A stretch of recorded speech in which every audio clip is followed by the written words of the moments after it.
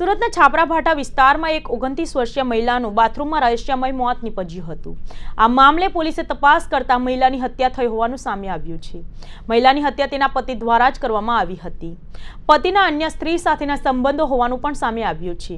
તો પોલીસે આરોપીની ધરપકડ કરી કાયદેસરની કાર્યવાહી હાથ ધરી છે। મળતી માહિતી પ્રમાણે સુરતના છાપરાભાઠા વિસ્તારમાં આવેલી અરિહંત પાર્ક સોસાયટીના મૂળ રાજસ્થાનની 29 વર્ષીય માયાબેન ઘનશ્યામભાઈ કુમાવત પરિવાર સાથે રહેતી હતી। પરિવારમાં પતિ અને એક દીકરો છે। માયાબેનના ઘનશ્યામભાઈ સાથે 10 વર્ષ પહેલા લગ્ન થયા હતા। તેમના લગ્ન જીવનમાં એક 6 વર્ષનો દીકરો છે। પતિ કેકની દુકાન ચલાવીને પરિવારનું ગુજરાન ચલાવે છે। માયાબેનના પતિ સહિતના સાસરિયાઓને સાથે પણ અણબનાવને પગલે છેલ્લા 3 વર્ષથી પિતા સાથે રાજસ્થાન ખાતે રહેતી હતી। 3 દિવસ પહેલા જ પતિ માયાને લઈને સુરત આવ્યો હતો। ગતરોજ પોતાના ઘરના બાથરૂમમાં પગ લપસી જતા પડી જવાથી તેને માથાના પાછળના ભાગે ઈજા થતા લોહી નીકળવા લાગ્યું હતું અને તેઓ બેભાન થઈ ગયા હતા। તેમના પતિ ઘરે આવ્યા ત્યારે પત્નીને બેભાન હાલતમાં બાથરૂમમાં પડેલ જોઈને તેઓ સારવાર માટે ખાનગી હોસ્પિટલમાં લઈ ગયા હતા, જ્યાં ફરજ પરના તબીબોએ મહિલાને મૃત જાહેર કર્યું હતું। આ અંગે મહિલાના માતા પિતા અને પોલીસને જાણ કરવામાં આવી હતી।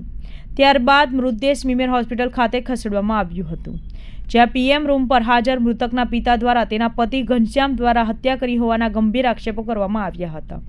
3 દિવસ પહેલા જ મહિલાને રાજસ્થાનથી સુરત લાવવામાં આવી હતી, ત્યારે તેમની હત્યા કર્યાની આશંકા પરિવારજનોએ વ્યક્ત કરી હતી, જે મામલે અમરોલી પોલીસ દ્વારા તપાસ શરૂ કરી હતી।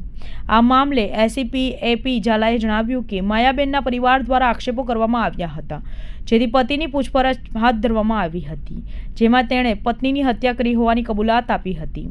પેનલ પોસ્ટમોર્ટમમાં પણ ઝપાઝપી, ગળું દબાવવાનો પ્રયાસ અને ત્યારબાદ બોથડ પદાર્થથી હત્યા કરવામાં આવી હોવાનું સામે આવ્યું છે। વધુમાં જણાવ્યું કે ઘનશ્યામ અને માયા વચ્ચે પણ અણબનાવ રહેતા હતા। ઘનશ્યામને માયા પસંદ ન હતી।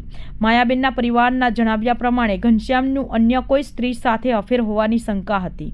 હાલ તો ઘનશ્યામની સામે હત્યાનો ગુનો દાખલ કરી તેની ધરપકડ કરી કાયદેસરની કાર્યવાહી હાથ ધરવામાં આવી છે। તારીખ 3/3/2024ના રોજ કિરણ હોસ્પિટલમાંથી અમરોલી પોલીસ સ્ટેશનમાં એક અરજી લખાવવામાં આવી હતી કે માયાબેન કરી અને એક જે મહિલા જે છે તે એમના પોતાના ઘરમાં બાથરૂમમાં પડી જતા એમને ઈજા થતાં એ મરણ ગયેલ છે અને એમના પતિ જે ઘનશ્યામભાઈ જે છે એ એમની ડેડ બોડી અત્રે લાવેલ છે, જેથી અમરોલી પોલીસ સ્ટેશનના માણસો તાત્કાલિક ત્યાં કિરણ હોસ્પિટલ ત્યાં પહોંચી ગયેલા અને ત્યાંથી એ પછી જે મનોજનાર જે છે એની લાશ ઉપર જે રિક્વેસ્ટ ભરતા હતા એ વખતે એની ઉપર ઈજાના નિશાનો જણાઈ આવેલા એ ખાસ કરીને જો બાથરૂમમાં પડવાથી જો ઈજા થાય તો આવી ઈજા ના થાય એટલે શરૂઆતથી પોલીસને આ બાબતે શક એમ તો હતો જ દરમિયાનમાં ગઈકાલે સવારમાં આ કામે જે મરણ જનાર જે છે એના ફાધર મોતીલાલ છે એ ગઈકાલે ત્યાં પીએમ રૂમ પર આવેલા અને એમને પણ એમની દીકરીને જોઈ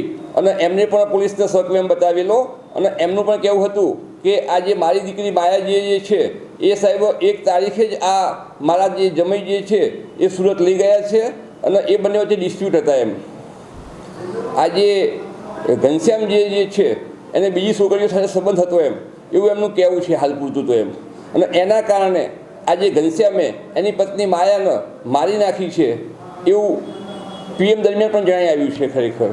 અને ઘનશ્યામની પૂછપરછ કરી તો ઘનશ્યામે પણ એ ગુનો કબૂલ્યો છે કે મેં સવારમાં જે મારા પત્ની જે છે એનું જે ગળું જે છે એ હાથથી દબાવી અને એનું જે માથું જે છે એ દિવાલ સાથે અથડાવેલું હતું અને એ પછી એની દુકાને જતો રહેલો અને પછી એને સ્ટોરી એવી બનાવી હતી કે હું જ્યારે દુકાને ગયો અને મારો જે દીકરો જે છે લવીશ એને મારા દવાખાને લઈ જવો હતો એટલે હું ઘેર આવ્યો અને ઘેર આવીને મેં જોયું તો મારા પત્ની બાથરૂમમાં પડી ગયેલા હતા અને માથામાં લોહી આવેલું હતું એટલે મેં આજુબાજુમાં લોકોને જાણ કરી એટલે લોકો બધા આવી ગયા અને દવાખાને લઈ ગયા હાલમાં આ કામે જે ઘનશ્યામ જે છે એને ડિટેન કરવામાં આવેલો છે અને એની સઘન પૂછપરછ ચાલુ રહી છે।